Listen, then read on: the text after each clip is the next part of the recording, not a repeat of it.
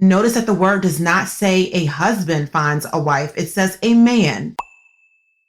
This means that our hormones in our body can make you trust the person that's hugging you if they're hugging you for more than 20 seconds. And that means that you make happen what you say. You become what you speak.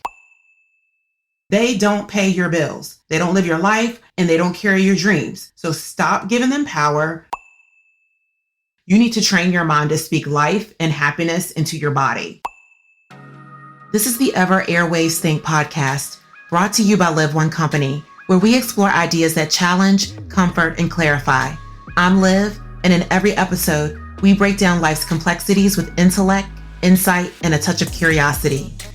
All right, we're on air.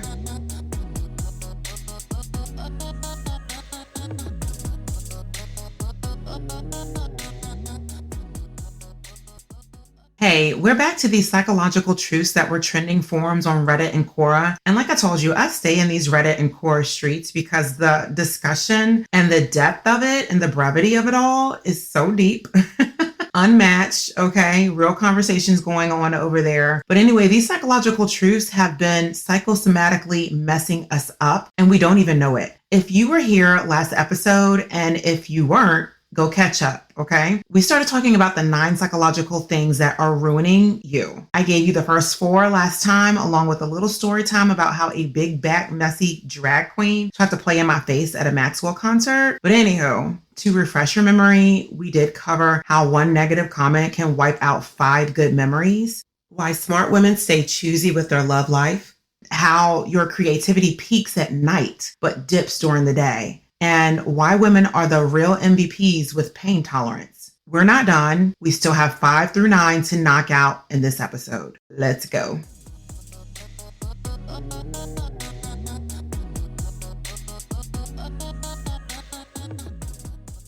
The next thing that is playing on your psyche is anything your mind says triggers a response in your body. Hear me out. If you keep telling yourself, I'm stressed, I'm tired, I'm overwhelmed, your body is like, okay, bet, let's manifest that. That's how powerful your thoughts are. I want to say over the last few years, I've become much more careful with my thoughts because negative thoughts have such a quick and sneaky way of entering your mind. I mean, scroll through social media and there will be a post of something crazy that irritates your soul, and your mind will feed into that. If you're not careful, it will lay itself right into your thoughts to get to you further and negatively affect you, your day, and everything. So just stop thinking negative and think positive. Let me tell you about one of my friends who I really think she allowed her mind to mess up her relationship.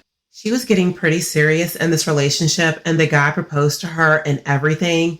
He did it big too when he proposed. He proposed to her on the beach in Turks and Caicos. And I was like, okay, like, yeah, girl, he's the one. I can see it now. Destination wedding, here we come. That was me like hyping her up, giving her encouragement after her huge engagement. And she was all happy until about a month or 2 later. You know, she started calling me up and texting me saying, what if he cheats on me? Or what if we don't make it down the aisle? What if we get married but then get divorced? And I'm like, nah, girl, don't think like that. That man loves you. Like, seriously, all of us, like when I say us, I'm talking about our group of friends, could like see she was deeply in love with the man and he was deeply in love with her. And we all were like, you need to stop talking like that. Like, this is not cool. She was welcoming energy that didn't even exist. And now that she was creating this energy and now putting it out there into the universe, and we know that once energy is out there, it never dies. It transforms. Like, this is the law of energy conservation. So this means that the energy you put out there will remain constant. And that's what was happening. Our minds and our tongues are very powerful. Proverbs 18:21 tells us that life and death are in the power of the tongue. And that means that you make happen what you say. You become what you speak. Your situation becomes what you speak over it. Speak life over it and not death. Speak good things only and not bad and devastating things. Unfortunately for my friend, She did not listen to me at all. 7 months into her engagement, she was straight up accusing her man every day of cheating. My friend had a problem, a serious problem. Daily, she was saying that she just knows her man is going to cheat on her and be unfaithful. She had no proof. She had no concept or anything that he was doing so. He was being faithful. He was a good guy. He was getting ready for the wedding. And as I said, it wasn't even happening until it did, until he became fed up and he said, you know what? She's accusing me of doing something. I might as well do it. By the time the end of the year rolled around, her man was out there talking to other women. And how do we know this? You know how we women do. My friend and her Inspector Gadget self used his face to unlock his phone while he was asleep and got into his DMs on Instagram and was tracing all his likes and discovered that he had just recently started engaging scantily clad women and was like on thirst trap pages. He even had sneaky link planning going on in his messages. So basically, my friend, she did break it off with him. She ended the engagement. They're no longer together. But, you know, I'm like, dang, she manifested that.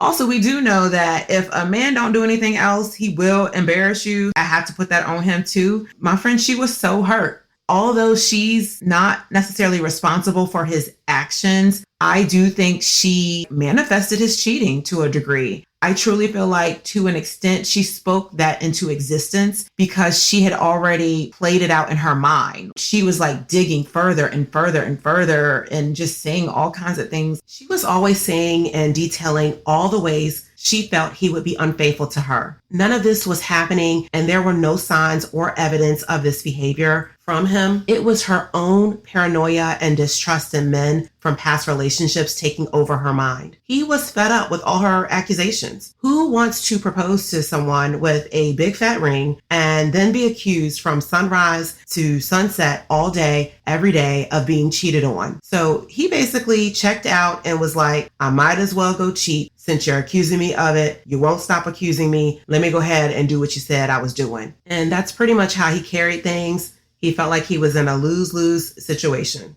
And he was. At this point, he was emotionally cheating on her, but he was not physically cheating on her. It hadn't gotten to that point, but they ended up calling it quits. After that situation, I had to put my friend on my sick and shut-in list. I was praying for her daily. I had to tell her, you cannot do that again, like ever. He was a good man, Savannah. Now look what you did. I feel like she played a part in the demise of her relationship and almost husband. Even though he is responsible for his actions, she played a part. She spoke that into existence. She's married now and she's very happy. But I will never forget how she outlined for me how her ex was cheating on her and how they break up. And I was like, Lord, help her, child. I say all this to say, next time you catch yourself spiraling, pause. Say to yourself, all is well. I'm happy. I'm healthy. I'm favored. He loves me. Jesus loves me. Whatever positive things you can say to combat any negative thoughts, even if you don't fully believe it yet, you need to train your mind to speak life and happiness into your body.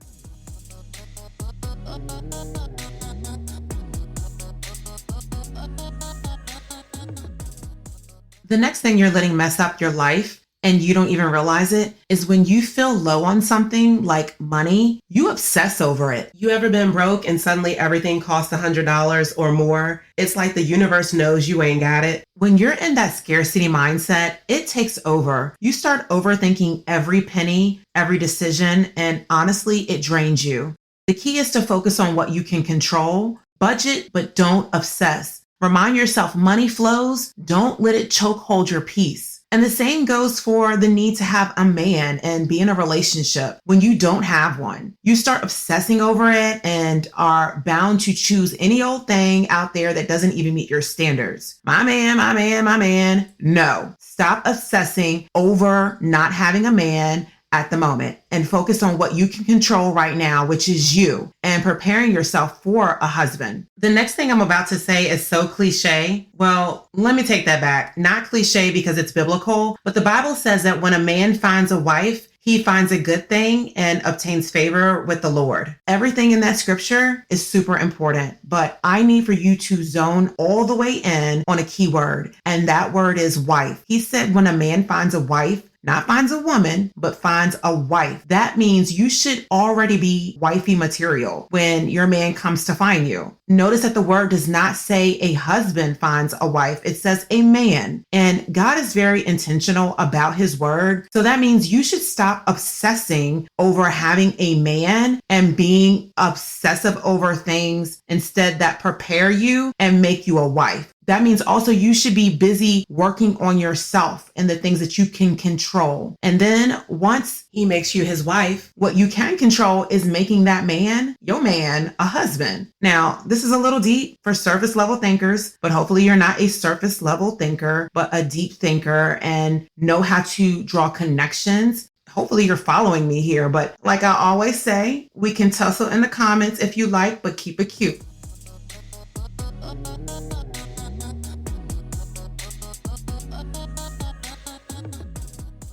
Back to the psychological message at hand. Whatever you're low in life, or if you lack something in life, don't obsess over it. Don't obsess over the problem. Instead, focus on all the things surrounding the problem that you can actually improve. Like there's something you could do about it. You can control it, but not the actual problem, the things that you can't control. Okay, we're on number 7, but this one right here has ruined a lot of people's lives. A hug longer than 20 seconds builds trust. Let that sink in. Okay, this means that our hormones in our body can make you trust the person that's hugging you if they're hugging you for more than 20 seconds. So you're just out here hugging and trusting any and everybody. But this is a psychological thing, and I'm going to get straight to the point on this one. Listen, if your daughter or even you don't feel right hugging someone, don't do it, period. Kids, they can sense vibes before we do sometimes. And if your child says, I don't want to hug Uncle so-and-so or your cousin or your friend or whoever, back her up. And the same goes for your sons too, okay? Back them up. There's no debate, no guilt trips. Protect your cubs. And if someone calls you overprotective, tell them to hug a boundary instead. Okay?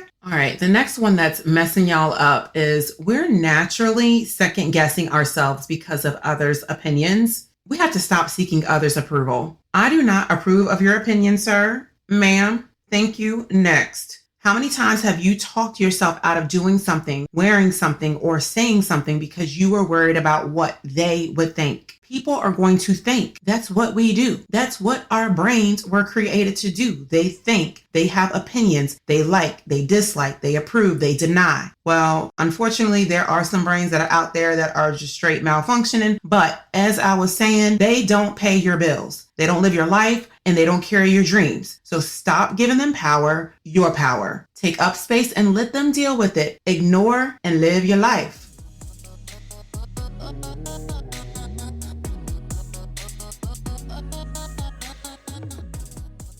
Okay, so we've arrived at the final one, number 9, and it's our bodies can respond to things now that will happen sometime in the future, and it also can respond to things that won't ever happen. These are mind games within themselves. Have you ever had a feeling like something's about to go down and suddenly your heart's racing or your hands are sweaty? That's your unconscious self picking up on cues. Sometimes we're right, and then there's a lot of times we're wrong, just us allowing our minds to play tricks on us. Let me tell you a story. When I was an undergrad, my senior year in college, I was pushing my life to the max, right? I was working pretty much full-time hours, had an internship for the entire semester at a news station as an assignment editor, and also was paying and had my own place, my own apartment. And again, hello, I was in school full-time. That was me. And I was just as independent as I could be. I honestly have always been this way. It's me like trying to prove something to my own self. That's just how I am. But during that time, I had got so anxious in life during my senior year, and I just started having these dreams. Actually, you know what? They probably were nightmares because I was dreaming that out of the 5 classes I had my last semester of my senior year, I was missing 2 of them. I was dreaming that I wasn't making it to class. And these 2 classes were only one each a week. So there was 2 classes. One was like on a Monday and then one was on a Wednesday. And in my dream, I was dreaming that I was actually missing those classes because those classes, with them being once a week, they're like 2.5 hours long for that week. And then that's it. And then you don't go back again until the next week. I was having a reoccurring dream that I was missing my classes, and I was waking up in cold sweats and pulling out my schedule to double check. And even one day I got up, I was taking a nap. I think I was off from school and off from my internship for one of the days. And I got up around 7 p.m. and ran across campus to the west side. Getting across campus was not always a quick thing. When I got over there, the building was closed. There was no class. It wasn't even the day I was supposed to be over there for class. The funny thing is, it was a psychology class, if I remember correctly. It was just me thinking I wasn't going to have all my credits come May in time for graduation, and that I wasn't going to be able to walk on graduation day. And it was just this panic that I had created. And then my best friend at the time, she was like, chill, like, you've been going to class, you're doing just fine. And then she reminded me, like, go online, check your attendance. And I pulled up my attendance. I had no issues. I had been to both classes every single week, never missing anything. I had high remarks, still on the dean's list, no concerns, hadn't missed a class, not one, no academic warnings. Here's the thing. Don't let these type of feelings run wild in your mind. Stop assuming the worst.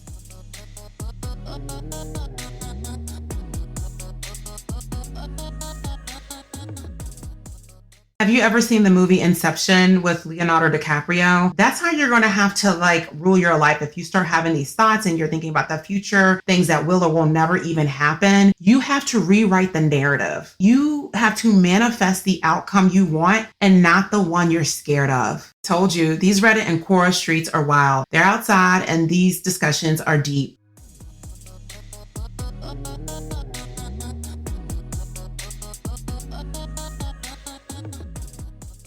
But this is the kind of stuff messing with your mind on the low. You need to recognize it, flip it, and protect your peace. Catch y'all next time. And remember, your psyche deserves softness, clarity, and care. Stay tuned, stay smart, and stay unbothered.